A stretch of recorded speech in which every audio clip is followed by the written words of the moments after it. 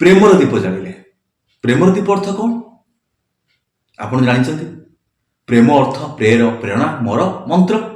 ଯେ ପ୍ରେରଣା ମନ୍ତ୍ର ଯଦି ଆପଣଙ୍କର ହୃଦୟ ସ୍ୱଚ୍ଛ ରହିଥିବ, ଆପଣ ପରମାତ୍ମାଙ୍କର ଜ୍ଞାନ ପାଇଥିବେ, ଦିବ୍ୟ ଜ୍ଞାନର ଅଧିକାରୀ ହେଇଥିବେ, ତାହେଲେ ନିଶ୍ଚିତ ଭାବରେ ଆପଣଙ୍କର କ'ଣ ହେବ ନା ପ୍ରେରଣାର ଶକ୍ତି ଆପଣଙ୍କର ଶରୀରରେ ଜାଗ୍ରତ ହେବ ଏବଂ କ'ଣ ହେବ ନା ଆପଣଙ୍କ ମନ ସ୍ଥିର ରହିବା ସହିତ, ଆତ୍ମା ଶାନ୍ତି ରହିବା ସହିତ ପ୍ରେମର ଦୀପ ଆପଣ ପରମାତ୍ମାଙ୍କୁ ଦେବା ପାଇଁ ସକ୍ଷମ ହେବେ।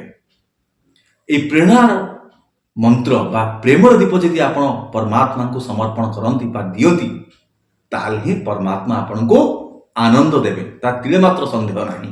କାହିଁକି ନା ଯାହା ପାଖରେ ପ୍ରେମ ନାହିଁ ପରମାତ୍ମାଙ୍କୁ ଦେଲା ଭଳି, ଯେଉଁଟାକି ବିନା ମୂଲ୍ୟରେ ପରମାତ୍ମା ଦେଇଥାନ୍ତି। ଆପଣ ପ୍ରେମ ପାଇଁ କାହାର ପଇସା ଦରକାର ପଡ଼େନି, କାରଣ ପ୍ରେମ ପରମାତ୍ମା ବିନା ମୂଲ୍ୟରେ ପ୍ରତ୍ୟେକ ମଣିଷକୁ ଦେଇଛନ୍ତି।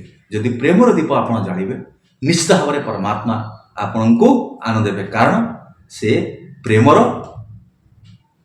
ଆନନ୍ଦ ନେଇ ପରମାତ୍ମା ଆପଣଙ୍କୁ ଆନନ୍ଦ ଦେଇଥାନ୍ତି। ତେଣୁ ଆପଣ ଜାଣିଲେ